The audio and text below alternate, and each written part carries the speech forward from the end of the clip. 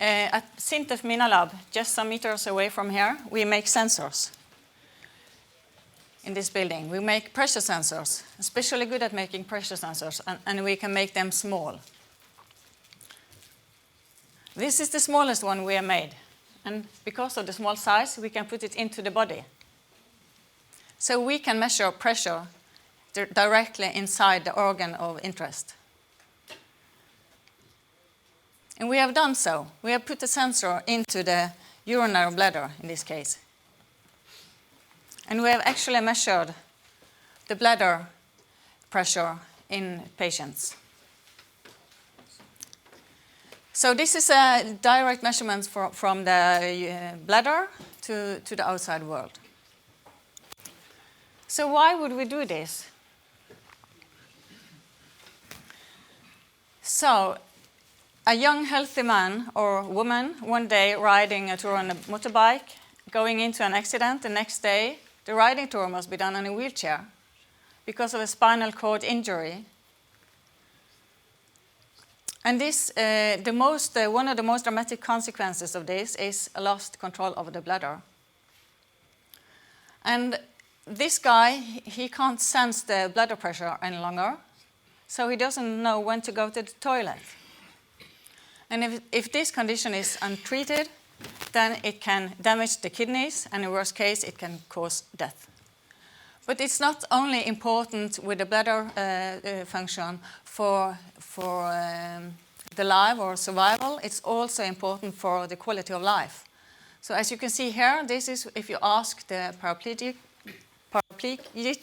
oh, this was a difficult word, then you can see that the bladder is really a score high here and what's important to life. Also, this baby, poor baby with a macro head, can benefit from new technology in this field. This is a baby with a hydrocephalus untreated. But maybe most likely for some of us here is heart failure.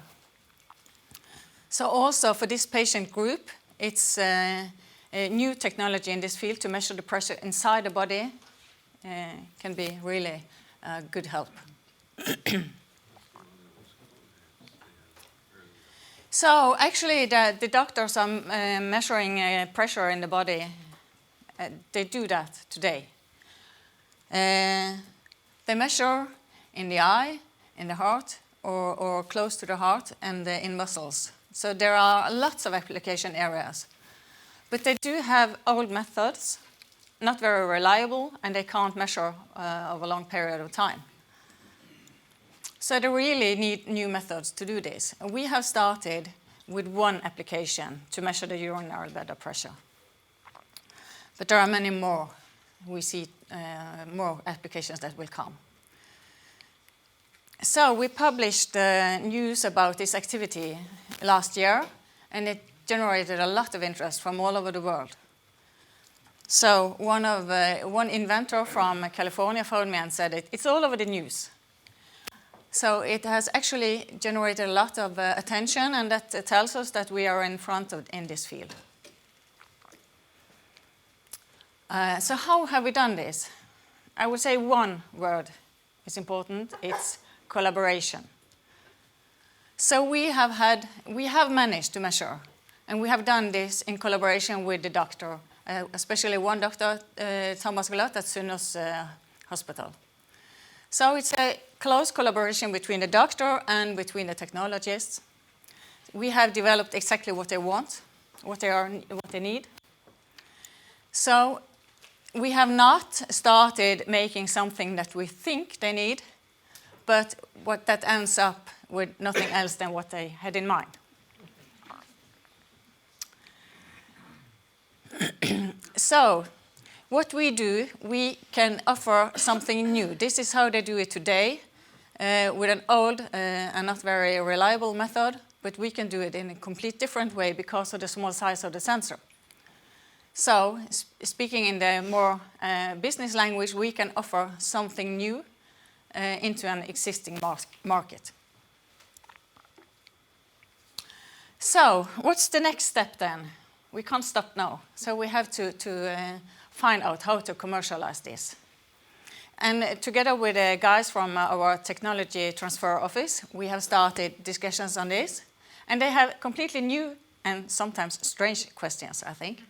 But it's not longer a question about how does it work, what does the patient say, do we succeed with the implantation and so, and before the first time, does the patient survive? But it's not this kind of questions any longer. It's more like, what's the market? It's a huge market out there. The people are really interested when we are making good in this field.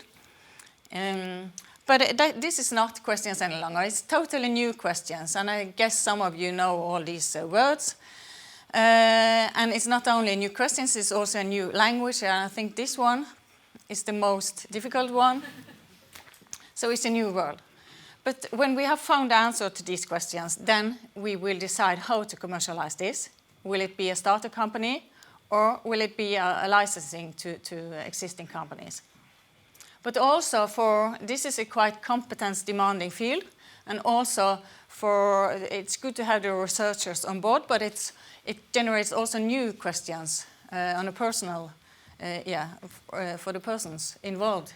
To go from academia to big business, several projects, or working only on one product, to count the number of publications or to count the number of goods sold, and so on and so on. There are lots of questions also to take into account on a personal level. And maybe the most important one, technology for a better society today, or technology for a better or improved return of investment. So there are lots of questions to be answered, but I think this is the future. I'm sorry, this is in Norwegian only. But this is the future, and there are more challenges to come. So thank you for listening.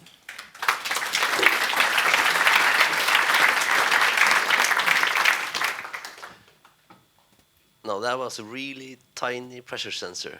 Yes. And I would assume that sensor has 1,000 different application areas. Yes. Have you done any, I mean, it's very particular that you choose to go into the bladder. Is that, have you done an evaluation that, okay, that's the most interesting application area of all the 999 others? I think to succeed, from the technology side, so to succeed in this field, so you have to find the right team. So I think it's more like the doctor from Synnøs and Sintef, we have together started on this, and we have started also with clinical trials at Synnøs. So it's a starting point. It's not we know that this is not the application where the big volumes are. That's more in the heart and the blood pressure sensor. But this is a very good starting point for us, and we also learn during the development. And maybe the biggest application has nothing to do with our body at all, but another technical or mechanical or environmental. But this is really, you also know this technology for a better society is also, we are also motivated by this. Thank you. I think it's quite interesting that slide you put up today with the questions.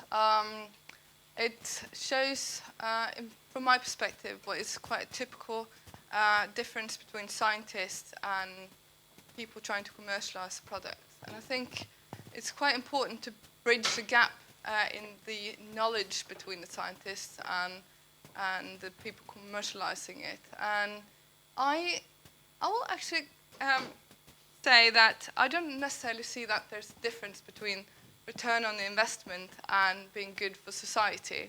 So I think that we, quite a few of us who are here from some of the commercial incubators and helpers of entrepreneurs need to sit down together and bridge that knowledge gap.